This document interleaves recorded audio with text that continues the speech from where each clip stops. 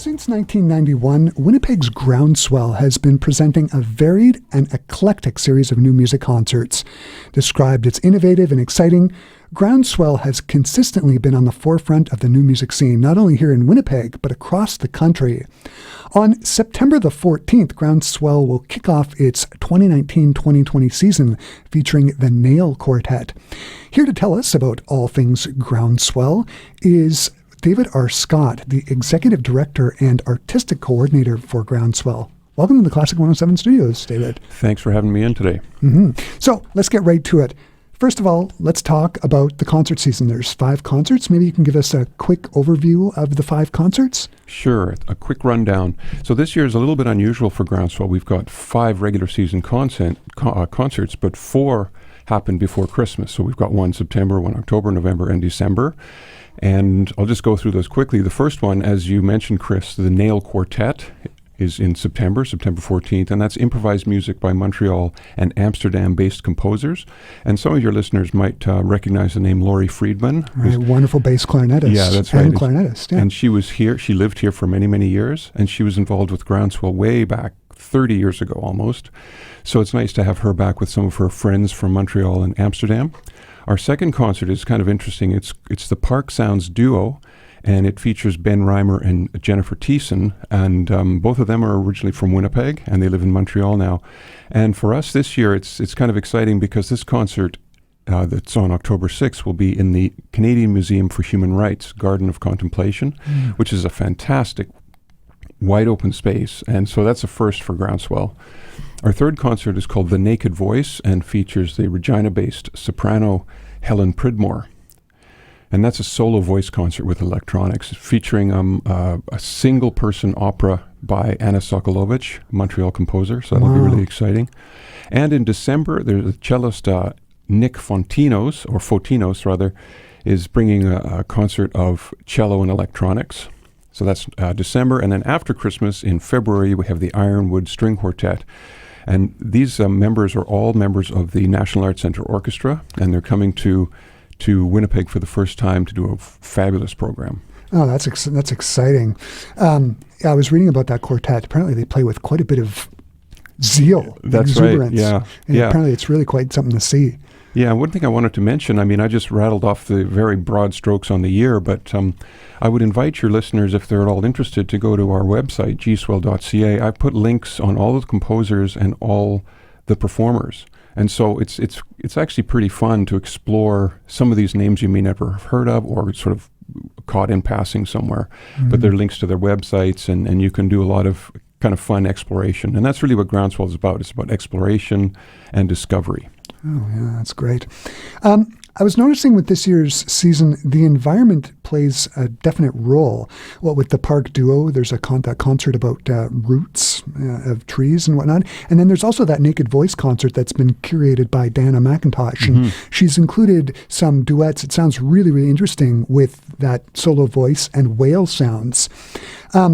The environment has definitely been in our conscious recently, what with the Amazon rainforest fires and the ice melting off Greenland. When it comes to programming the season, how much of what is going on in, I guess the word is Zeitgeist, how much does that play a role when you're putting together the season? Well, it's a really interesting question, actually. And GroundSwell is a little unusual, I think, in terms of curating the season because we have 4 artistic directors and 1 guest every year. So it's basically 4 visions for a concert. So some of the things you talked about may influence one curator more than others. I know in the case of Diana's concert in November it is, there's a piece on there by Emily Doolittle, who's I believe a Canadian composer living now in Britain. And Doolittle's work is very interesting because she uses a lot of animal imagery and animal sounds even, and she's certainly, of course, interested in the environment and all things environmental. So I think that piece was probably brought by Helen Pridmore, the soprano, more than anything. And the Park Sounds Duo, that's all about kind of places of belonging and roots and things. So I think that's an interesting question. it's not really an overall theme necessarily for this year, but maybe if you come to all the shows, you'll put the threads together. Yeah, and I was saying this off air, but Yeah. One of the things for me that makes new music really, really interesting is you not only hear these wonderful textures and soundscapes, but very often the music is relevant to what's, happening now, in our world. Composers generally, new music composers would very often find inspiration from what's going on around them. It's a fascinating thing about new music. Yeah, for sure. And that's why it's so important to explore some of these new things you're not aware of, right? New composers or new pieces or new ways of thinking about music and about interacting with the social place we find ourselves. Right. Okay, so the next question is, it's a question I've always wondered about. I've been curious about how the GroundSwell season comes together. Each one of the concerts, as you were talking about, is curated by a different Winnipeg composer. How does that work? Does the board get together and discuss ensembles that they want to feature, such as the Nail Quartet or maybe the Park Sounds Duo? Or do you assign a composer to a concert and let them just have at her? How does that process work? Well, it's kind of a balance of both, actually. I mean, there's an artistic directorate, which is the four not full-time, but 4 artistic curators, and then a guest every year. So basically that directorate for each season will each individual in that group will come forward with ideas. So they might have people they work with in the past, or they might have heard of some composers, or they might have a theme for the concert. Right. It just depends how the individual sees their particular contribution to the season. And in the past year, about a year ago, we had to write a Canada Council grant that detailed 4 years of programming for GroundSwell. So we had to create 4 years of concerts. Like in the future? That's right, yeah, 4 years out. And so that's very challenging, of course, right, because you've got to make sure people want to come to Winnipeg, or local people can be involved. So it's a whole combination of things that goes into programming. But as I said, GroundSwell is unique in the sense that there are 4 curators. And so to create a kind of an organic whole for the season can be quite difficult. But what it yields always is a very eclectic season. And the other question that pops in my mind is logistics. Like there's booking the venue, there's getting the ensemble to be available to actually come to Winnipeg. So lots of sort of moving parts putting together this season. And most of that stuff, of course, is the executive director's job, just to make sure everything is kind of up and running as the season approaches. And you have to have your venues and your pianos and your snacks, electronics. Yeah. Oh, yeah. That's a whole other. Which is that's a whole other ball of wax. Yeah, for sure. I also know that GroundSwell has a very important education and outreach program that goes not during the school year, it goes year round. Perhaps you can tell us about what's coming up in the next few months, maybe the Pressure Waves and the Ground Floor concerts. Yeah, well, the Pressure Waves is something we do every other year at GroundSwell, and we just actually completed our edition for this year in August. So we had Pressure Waves generally is an emerging composers workshop. So it's a week for young composers to come together with a certain mentor in the city and work on various things associated with composition. And this year we had a few new things associated with the Pressure Waves workshop. We had 2 mentors. We had Glenn Buer, who's a composer and an improviser and pianist, right, and also Catherine Lodano from Kitchener, and she's a bass clarinetist and improviser primarily. So they wanted to put together a schedule for the workshop that included improvisation, performance, and composition.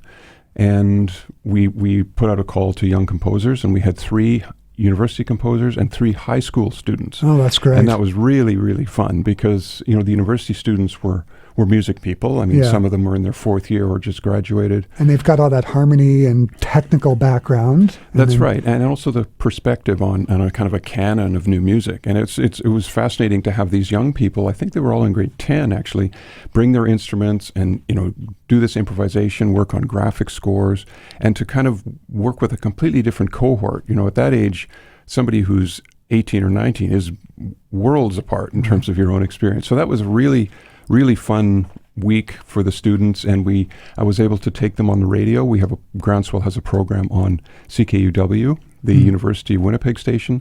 So we had an hour on there with them, and we did a pop-up concert on the lawn of the University of Winnipeg. And they played Terry Riley's In C on a Friday afternoon during rush hour. Oh, that's great. And they managed to stretch it out. The piece can be almost any duration, of course. Right. And they managed to stretch it out to almost 50 minutes. So that was really quite something for these young people to be doing that. Beautiful afternoon. Nice. Yeah. The other thing I have a question about is the send and receive concerts, and also you've got events happening at Cinematheque, right? Where there's, do you want to talk to that, or? Yeah, well, we have a partnerships, I guess, with the Send and Receive Festival. I think they call themselves the Festival of Sound, and also with the Winnipeg Film Group. So every year we partner up with Send and Receive, and we basically sponsor one of their events associated with music and sound. So it's really like a partnership sponsorship. And as far as the Winnipeg Film Group, we sponsor a couple of movies that are related to music, new music particularly, and they basically run them at Cinematheque. So those are some of our outreach partnerships. Which is handy because GroundSwell is in the same building as Cinematheque, right? In the Art Space building. That's right, yeah. And what that does, it kind of spreads your footprint out a little bit more. You know, you're involved with other audience types, and hopefully that there's a reciprocal relationship there with audience. Mm-hmm. That's great. Just one quick question. You alluded to it earlier. Where can people find out about the GroundSwell concerts and events? Well, our website, gswell.ca, is up and running. And as I said, there are links to all of the composers and performers on there.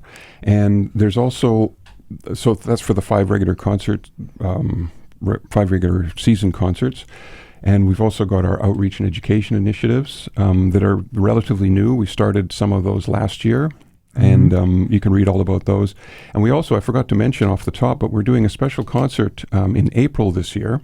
And as many people know, Diana McIntosh is one of the founding members of GroundSwell. And this is our 29th season. So this will be Diana's last season with us. And for anybody out there who doesn't know who Diana McIntosh is, she's a new music institution, I guess, here in Winnipeg. She's been around for a while and just really doing some amazing things with electronics and live performers. Yeah. Her stuff is really, really interesting to listen to. So we're going to have a special concert, a tribute concert to Diana in April, and that's actually a free concert this year. Oh, wow. So it's basically 6 concerts over the season, and then there's a free concert. The 6th concert is the free one with Diana McIntosh. So that'll be really fun. Well, it sounds like just an excellent, excellent season. David, thanks so much for coming and talking to us in our Classic 107 studios today all about the GroundSwell concerts. It's just great. GroundSwell's first concert of the season takes place at the University of Winnipeg's Eckhart Gramate Hall on Saturday, September the 14th at 8 p.m. and features the Nail Quartet. This is quite a group. If you would like tickets or want to know more about GroundSwell's 2019-2020 season, you can go to gswell.ca. David, thanks again for coming by and talking to us. Thanks so much, Chris.